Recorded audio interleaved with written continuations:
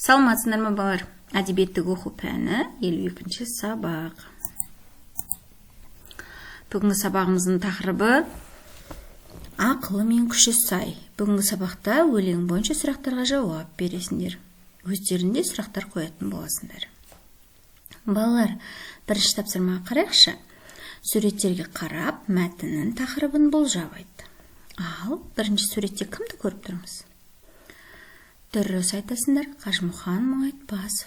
Ол кім? Ол алғаш Қазақтан шыққан кәсіпқой палуан.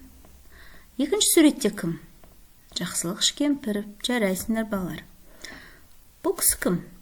Бұл кісі тұңғыш олимпиада чемпионы. Ал енді мәтіннің тақырыбын болжап көрейікші балалар. Дұрыс айтасыңдар, қазақша күрес. Екінші тапсырма, өлеңді түсініп оқы, қазақша күрес. Күресуге тіленген бала болса білеммен, жасылмайса көгорай жұмсағырақ кілемнен. Қызық болса керегі күш сынасып көрелік. Шығыңыздар ортаға, жасаймын мен төрелік. Күшті күтіп жүре бер, атып ұрда түрегел. Күшті күтіп жүре ме? Атып ұрда түрегел, тобықтан қақ, шалып жық, бірақ шаптан тіреме. Күштіге де асылы керек емес бас ұрып, жата қалып сен оны жібер бастан асырып.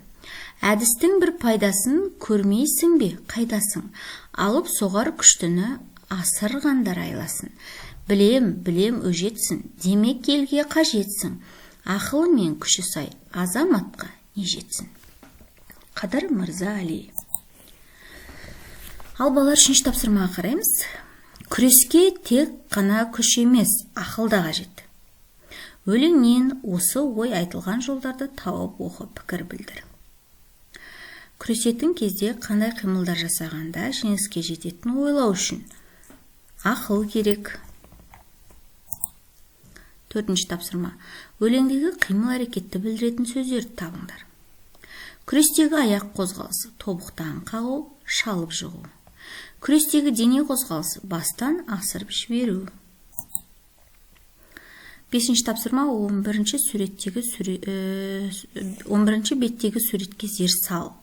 Сурет бойынша 3 сұрақ дайында және жауап бер. Екі жігіт не істеп жатыр? Екі жігіт күресіп жатыр, Бұл қай спорт түрі? Бұл қазақша күрес.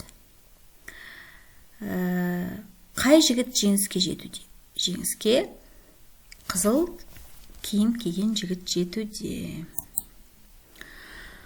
Алтыншы тапсырма, спорттық жарыстарға еліміздің гимні орындалған кездерді есіңе түсер. Осындай сәт сенде қандай көңіл туғызады?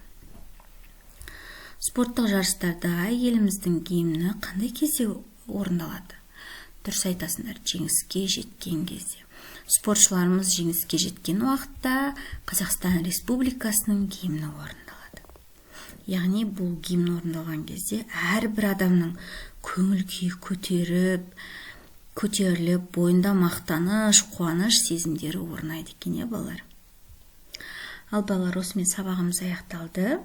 Алдағы сабақтарымыз жіберіп алмас үшін арнамызға тіркеліп, лайк басуды ұмытпаңдар.